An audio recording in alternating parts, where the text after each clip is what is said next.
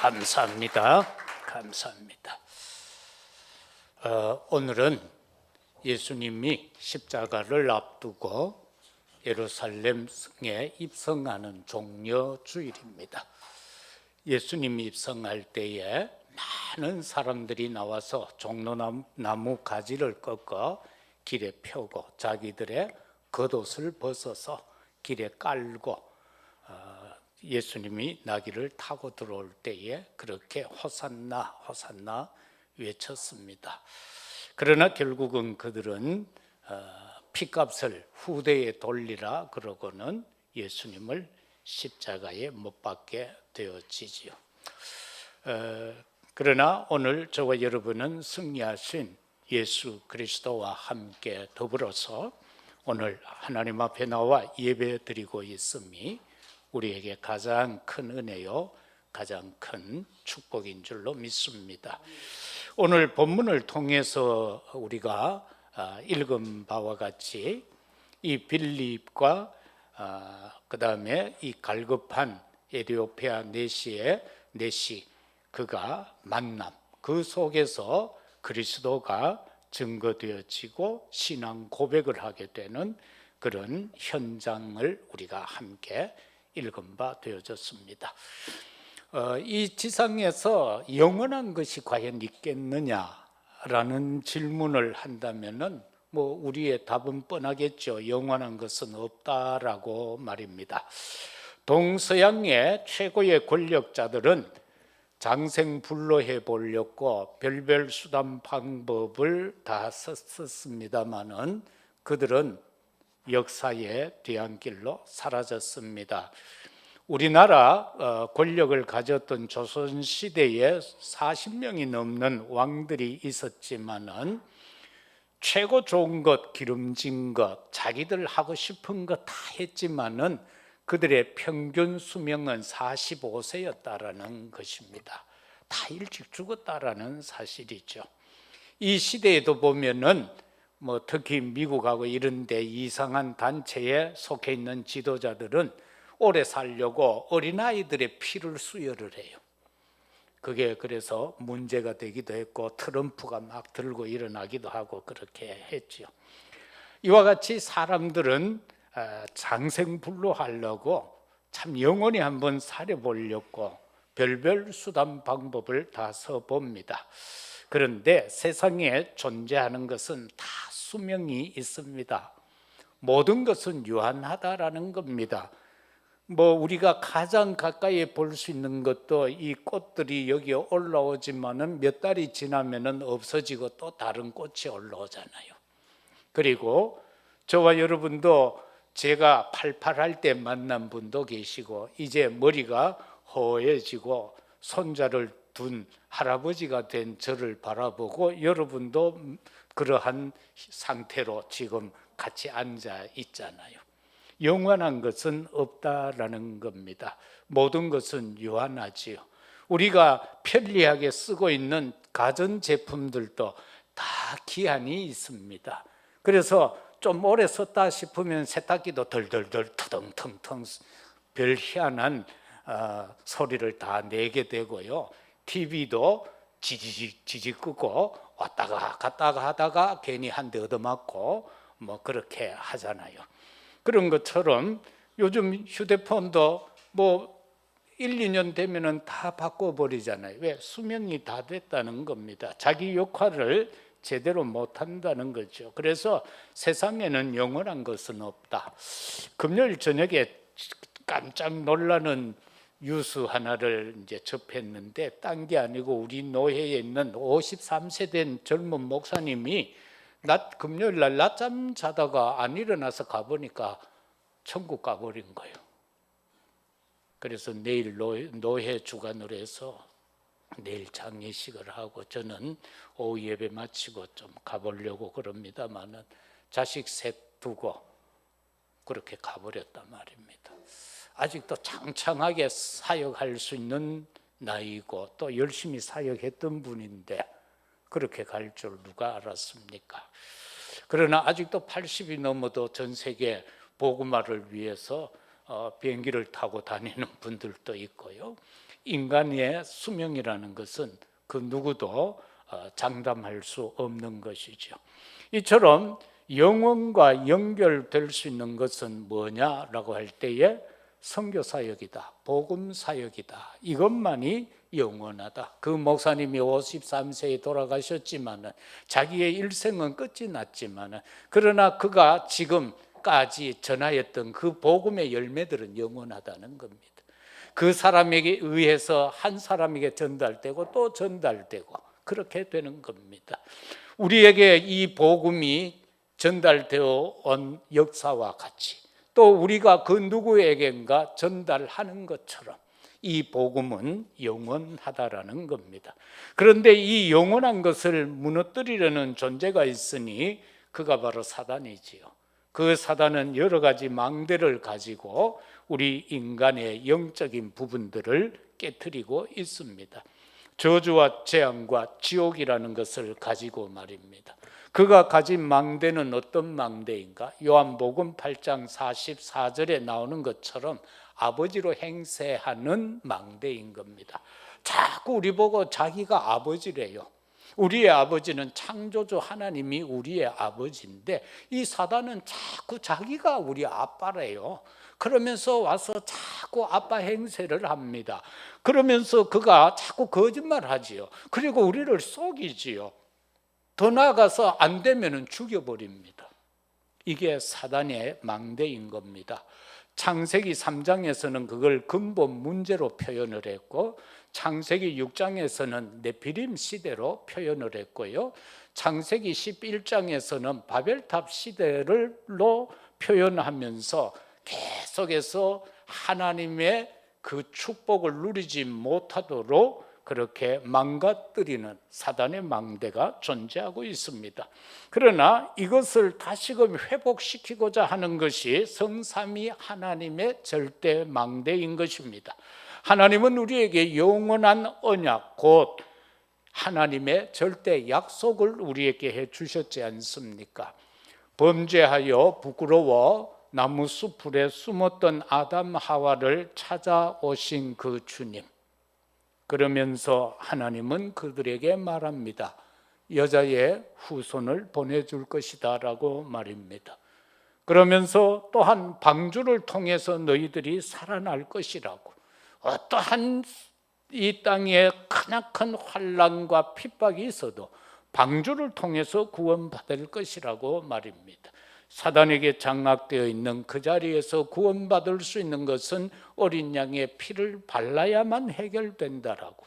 그리고 죄 있는 인간이 인간을 구원하는 것이 아니라 죄 없으신 동정녀 탄생하신 임마누엘 되신 그분만이 인간을 사단의 포로에서 건진다고 말입니다. 그런가 하면은 누가 주인이냐, 이걸 분명히 해야만, 여기에 대한 확신을 가져야만 속국에서 해방된다라고 말씀은 우리에게 가르칩니다. 그 절대 망대는 오직 예수 그리스도입니다. 요한복음 14장 6절처럼 그 길과 그 진리와 그 생명 되신 예수 그리스도만이 우리를 살릴 수 있는, 우리에게 영원을 허락할 수 있는 절대 망대인 것입니다. 우리가 하나님을 떠나 있기 때문에 구원을 받아야 되는데 오늘 이 땅에 많은 이름들이 존재합니다. 그러면서 자신들을 통해서 뭔가 이룰 수 있다라고 사단이, 아비가 된 사단이 속이고 있습니다.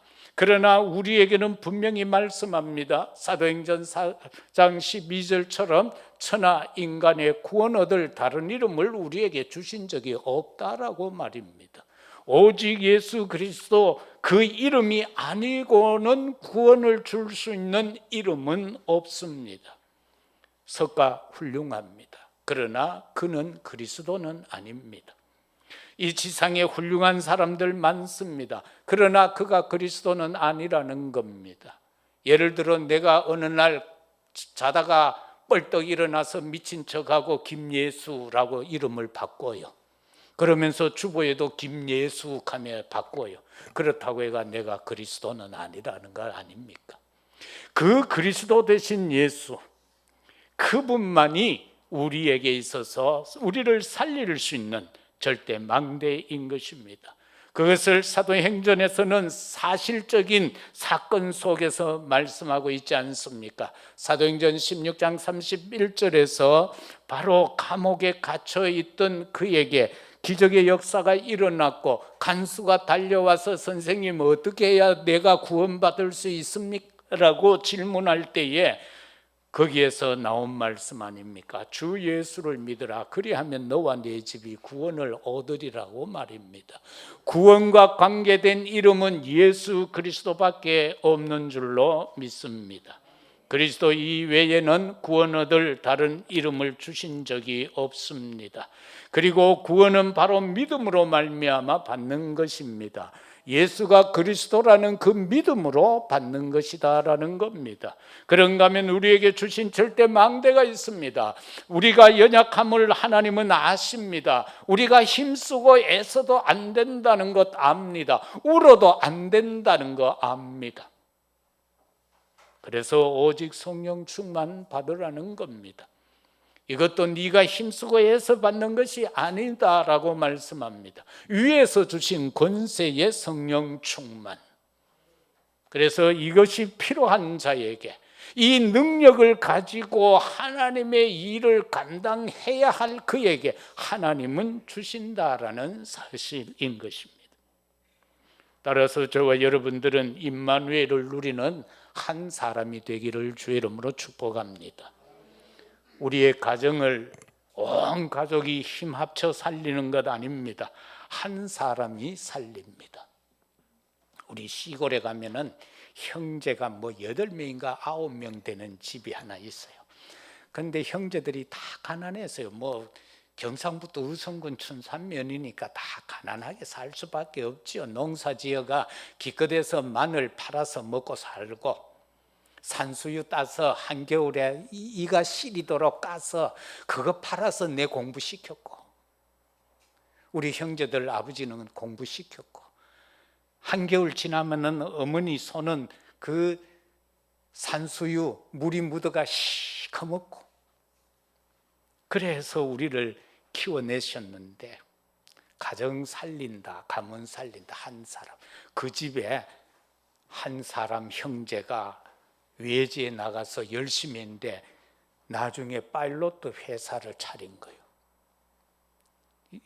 뭐 연세 드신 분들은 알 거예요. 옛날에 만년필 있잖아, 파일로트 만년필, 그 회사를 차렸어.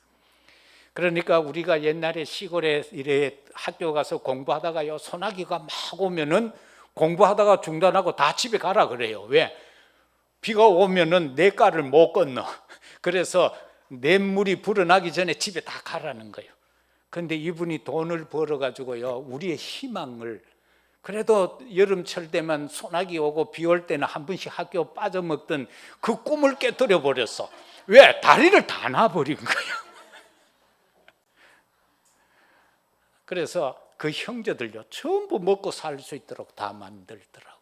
그래서 한 사람이 성공하니까 그렇게 되더라는 걸 작게나마 그렇게 보게 되어졌습니다. 자, 영혼과 연결되는 선교사역. 첫째는 불가능한 상황에서의 영원한 사역. 불가능한 상황이 도대체 뭔가라는 겁니다. 자, 노예 430년 동안 노예살이 했는데 여기서 해방받는다. 불가능한 거예요. 우리가 인간적으로 볼 때는 불가능한 거잖아요. 그런데 희한해요. 모세 하나를 통해서 하나님이 불러내요. 그에게 방법을 제시해요. 그런데 그게 뭐냐?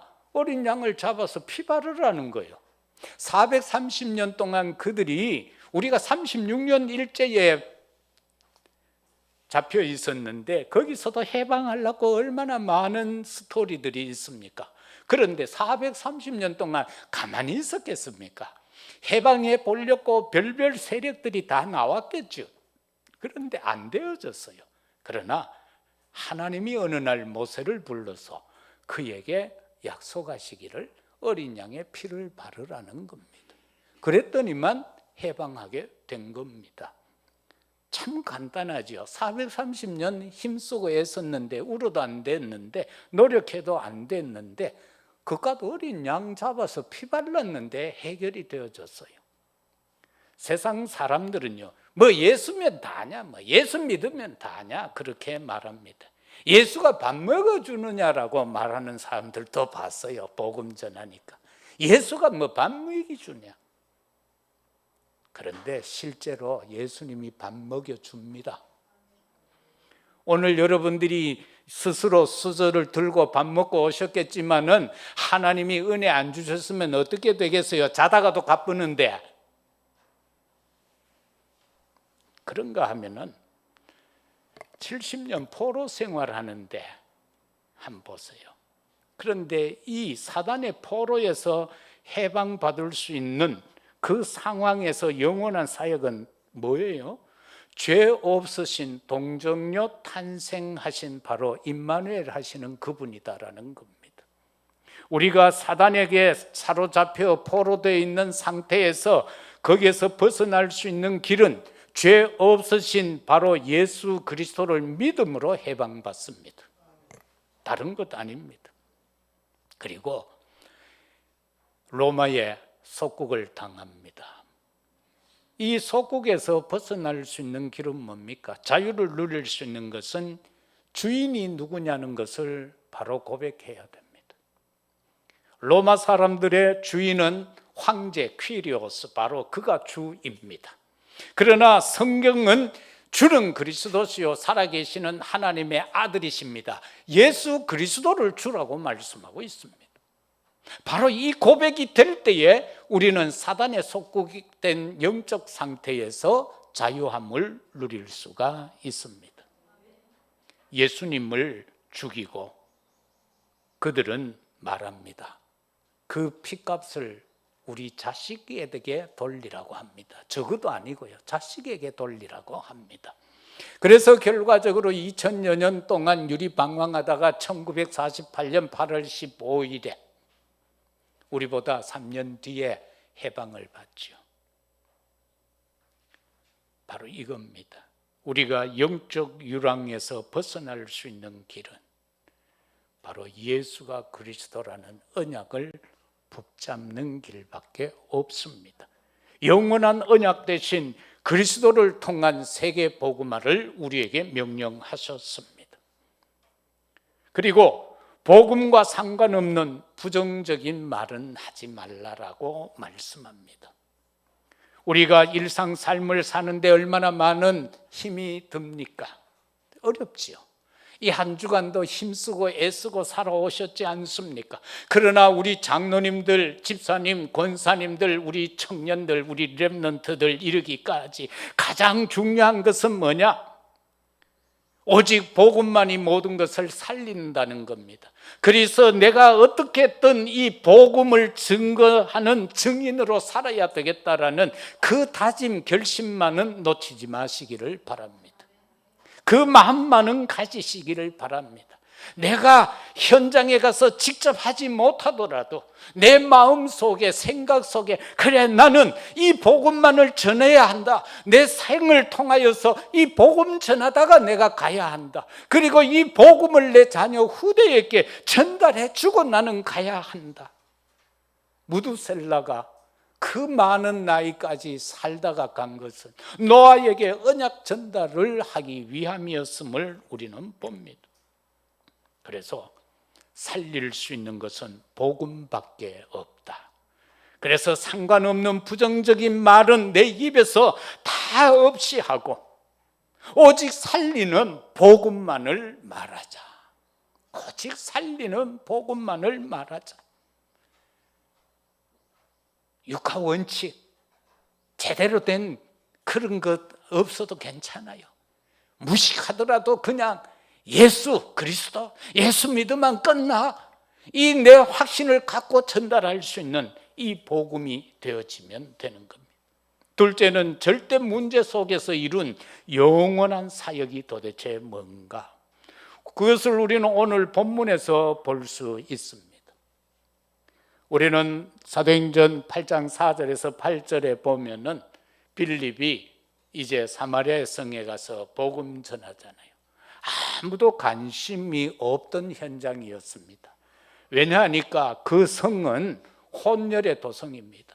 아수르가 침략해서 이스라엘 남자라는 남자는 다 잡아다가 가서 해외에 가서 노예로 팔아먹어 버립니다. 그리고 외국 사람들을, 남자들을 데려와서 그 성에 풀어버립니다.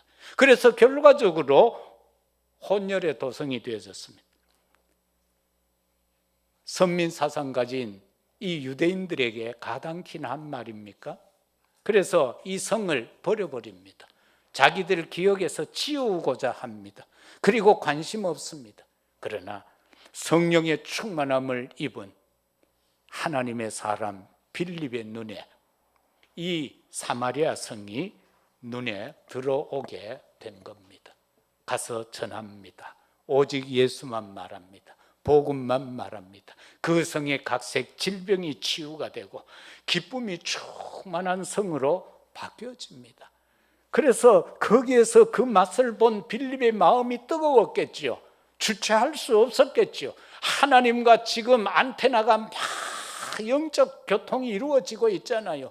그런데 저 예배드리러 왔다가 지금 자기 나라로 돌아가고 있는 이 내시가 두루마리 성경책을 사서 이사야서를 가지고 펴놓고 읽는데 이해가 안 되잖아요. 그 안타까운 심령, 갈급한 심령, 하나님이 아시고 성령으로 호련히 그 옆으로 이끌어 가서 바로 복음을 전하게 되고, 바로 거기에 나와 있는 답은 그리스도라고 말하잖아요. 바로 예수라고 말하잖아요. 그래서 그가 거기에서 신앙 고백을 하는 장면을 보게 됩니다. 그런가 하면 사도행전 13장이나 16장, 19장에 나오는 그 박수 무당과 그리고 저 많은 귀신 들린 여인의 그 모습, 그리고 우상의 도성, 이러한 사실인데 이것을 치유할 수 있는 것을 말씀하고 있습니다. 의사가 고칠 수 없는 병, 의사가 고칠 수 없는 병, 이 절대 문제 아닙니까? 여기에서 영원한 사역은 복음으로만, 그리스도로만 문제 해결이 된 것을 우리는 보게 됩니다. 그래서 절대 문제 속에 이룬 영원한 사역은 치유를 통한 복음화의 사역이다라는 겁니다. 그리고 교회와 성도가 줄어드는 이 시대를 어떻게 할 것인가라는 고민을 우리가 해야 합니다. 어떻게 할 것인가? 그리고 더 중요한 것은 우리의 약한 부분이 뭔가? 나에게 있어서 약한 부분이 무엇인가?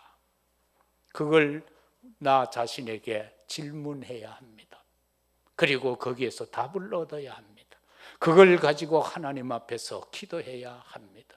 그러면 하나님은 은혜를 베푸시고 힘을 주실 것입니다. 그래서 하나님이 원하는 삶을 살아가게 될 것입니다. 그런가 하면 나의 부족한 부분은 뭔가? 이 부족한 부분이 뭔가 하면 자칫 잘못 깨달아 보면 나는 힘이 없어, 나는 돈이 없어, 이런 부족을 말하는 게 아닙니다. 내가 하나님 앞에 섰을 때에 나의 영적으로 나의 부족한 점은 뭔가? 나는 제대로 말씀을 읽는가? 어제 어떤 유튜브를 보니까 연예인 중에 여자가 와 옛날에 막 권투하던 조혜련? 충격적인 말을 하더라고. 자기가 예수를 잘 안 믿었을 때는 항상 휴대폰을 들고 다녔는데 진짜 예수를 알고 믿고 나니까 자기 손에 항상 들려있는 것이 성경책이더라. 그래 고백을 하는 내용이더라고요. 이런 걸 말하는 겁니다. 나의 부족한 점이 뭔가? 내 손에 무엇이 들려있는가? 혹시 화장실 가면서도 휴대폰을 들고 앉아 있는가? 운전을 하면서도 전방을 주시하면서 휴대폰을 들고 있는가? 내 손에 무엇이 들려있는가? 이런 걸 말하는 겁니다. 주일에 옛날에 어떤 선배 목사님 대구에 있는 분인데 낚시를 워낙 좋아했어요. 그래서 안동호에 낚시하러 갔다가 한 젊은이를 만났는데 그분도 목사요. 그래서 자기가 은퇴할 때에 후임자로 그를 데리고 왔어요.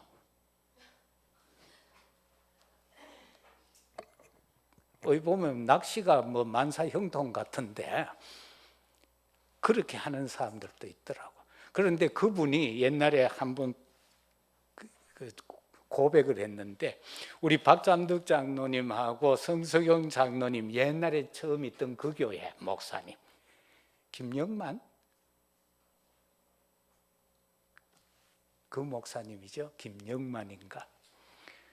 그분이 어느 날 낚시를 갔어. 저녁 때가 됐는데 종소리가 났어. 깜짝 놀라서 옆에 사람한테 물었어. 오늘 무슨 요일인데? 수요일이라. 수요일도 잊어보고 목사가 낚시하고 앉았는 거예요. 자, 이거는 아니다 말이다. 그런 부족함을 말하는 거예요.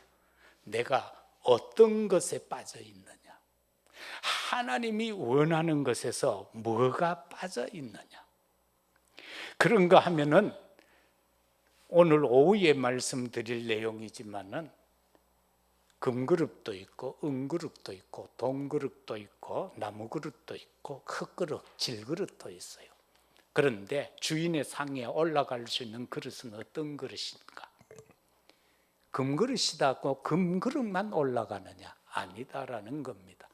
깨끗한 그릇이 주인의 손에 취함을 받고 상에 올라갈 수 있다. 그 깨끗함이라는 게 뭡니까? 저와 여러분이 하나님의 마음에 들어야 한다라는 겁니다. 내가 연약함을 알고 내가 부족함을 알고 아버지 내가 연약합니다. 부족합니다. 그러나 감히 아버지의 일을 하고 싶습니다. 아버지가 원하는 곳에 있고 싶습니다라고 하는 그것을 말하는 것입니다. 마지막 세 번째는 절대 불신앙을 넘어설 후대의 영원한 사역. 이 세상에는 불신앙으로 가득 차 있습니다. 특히 젊은 세대에게 세상은 하나님을 믿지 못하도록 성경을 믿지 못하도록 그건 아니야, 그건 전설이야 이렇게 왜곡해서 하나님을 믿지 못하도록 하는 모든 문화입니다. 그리고 모든 역사가 그렇게 돌아가고 있습니다. 그런데 여기에서 후대의 영원한 사역이 이루어져야 된다는 겁니다. 그 사역은 바로 바울을 통해서 나온 사역인데 회당 사역이었던 것입니다. 사도행전 17장 1절에서 바로 보면은 회당에서 바울이 거기에서 그리스도를 전하는데 그리스도의 당위성을 말하고 있습니다. 왜 예수가 아니면 안 되는가? 왜 그리스도가 아니면 안 되는가? 인간의 문제는 왜 그리스도가 아니면 답이 안 되는가? 인간의 구원 문제는 왜 그리스도이어야만 하는가? 그것을 말씀하고 있습니다. 그런가 하면 사도행전 18장 4절에서는 안식일마다 모여서 지금 다시 말하면 예배다라는 사실입니다. 저와 여러분은요 예배의 중요성을 깨달아야 돼요. 예배 한 번 빠지고 두 번 빠지고 세 번 빠지고 자꾸만 빠지고 싶네 이래 되면은 사닥다리 간격이 쫙 벌어지는 거예요. 그러면은 다리가 찢어져도 못 올라가는 거예요. 얼마나 힘드는 영적 상태가 되겠습니까?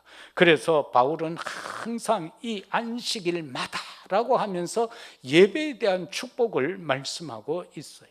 그래서 우리도 예배 성공해야 되지만 우리 후대들이 살아가는 미래의 현장은요 점점 예배와 멀어지도록 하는 많은 문화적인 사건들이 일어나게 될 겁니다. 여기에서 지금 우리는 이 예배라는 것이 과연 뭔가 내게 있어서 신앙 고백일 뿐만 아니라 하나님이 나와 함께 하실 수 있는 가장 최상적인 현장이다. 그 방법이다라는 겁니다. 우리 눈에 안 보이지만 이 시간 하나님이 나와 함께하고 있는 시간이 예배다라는 사실인 것입니다. 지금 세상이 얼마나 어려워요? 다른 데는 별로 그거 없는데 대구에 보면은 뭐 퀴어 축제인가 그것 때문에 난리라. 지금 시장도 보이 또 다시 고민을 하고 있더라고. 지난해 한번 부딪혔잖아요. 그래서 올해도 이 문제를 가지고 어떻게 할 것인가 답을 달라고 법에다가 해놨는데 아직 법에서는 아무 답도 없고, 법원에서는, 검찰에서는 조사도 제대로 안 하고 아직 조사 중이다 하고만 답을 안 준대. 그런데 지금 또 퀴어 축제 한다고 또 신청은 해놓고 있고. 바로 이런 문화들이요, 우리 자라나는 아이들에게 어떤 영향을 미칠 것인가, 이것을 저와 여러분들이 기억해야 할 내용인 것입니다. 그래서 우리가 응답받아야 될 내용, 바로 이 회당, 다시 말하면 이 금토일 시대를 가지고 응답받는 후대를 통한 미래화의 축복을 누려야 한다. 금요일은 치유 중심으로, 그리고 토요일은 말씀 중심, 하나님 중심, 여기에 집중, 기도에 집중할 수 있는, 세 가지에 집중할 수 있는, 그리고 주일날은 뭐냐? 모여서 은혜 받고 서로 포럼하고 한 주간에 지났던 은혜를 서로 나누고 말입니다. 예배 마치고 나면 한 10분이라도 그냥 앉아서 옆 사람하고 이래 포럼 좀 하시고, 마치자마자 막 급해서 후닥닥 가는 게 아니라 한 5분이라도 같이 옆 사람하고 오늘 어땠어? 오늘 뭘 붙잡아서? 뭐 이런 거 잠시라도 나눌 수 있는, 그것만 해도 우리에게는 엄청난 영적인 역사가 일어나지게 된다라는 사실인 것입니다. 그래서 후대에게 하나님의 말, 하나님과 말씀과 기도에 집중할 수 있는 것을 우리가 꼭 가르쳐야 된다. 그래야 이 영적 문제 많은 흑암의 역사 속에서 우리 자녀들이 승리할 수 있게 될 것입니다. 말씀을 맺고자 합니다. 영혼과 연결되는 선교사역은 절대 응답이다. 이제 16일부터 해서 27차 선교 대회가 이제 진행이 되고, 우리도 목사님 두 분을, 이번에 된 목사님 그 교회 부목사하고 그 동생 목사님 초청이 지금 되어져 있는 상태고요. 또 통역자가 또 되어지는 대로 또 오게 되면은 그분도 또 우리가 초청해서 함께 은혜 받고 저 몽족을 살리는 데 쓰임 받는 역사로 연결, 응답받는 그런 절대 응답으로 들어가져야 되겠습니다. 더불어서 우리는 치유와 후대 살리는 것이 영원한 절대 망대다라는 것을 꼭 기억하시고요. 내 주변에 영육간 연약한 자들이 있을 때에 오직 복음으로 그들을 붙잡고 기도하고 그들에게 전해서 그들을 살려내고 우리 후대를 살려내는 것이 하나님이 원하고 가장 기뻐하는 영원한 절대 망대이다. 그래서 영혼과 연결되는 것은 오직 복음 전하는 전도와 선교 사역이다. 이 은혜를 이 한 주간 말씀 잡고 기도하면서 누리는 우리 모두가 되시기를 예수 그리스도 이름으로 축복합니다. 아버지 하나님, 참으로 감사합니다. 영혼과 연결되는 것은 복음 사역밖에 없음을 다시 한번 붙잡게 하시니 감사합니다. 이 한 주간도 현장에서 절대 불가능한 상황, 절대 문제, 절대 불신앙의 현장이 우리 앞에 펼쳐질 때에 오직 복음으로 승리하는 우리 모두가 되게 하옵소서. 예수 그리스도 이름으로 기도하옵나이다. 아멘.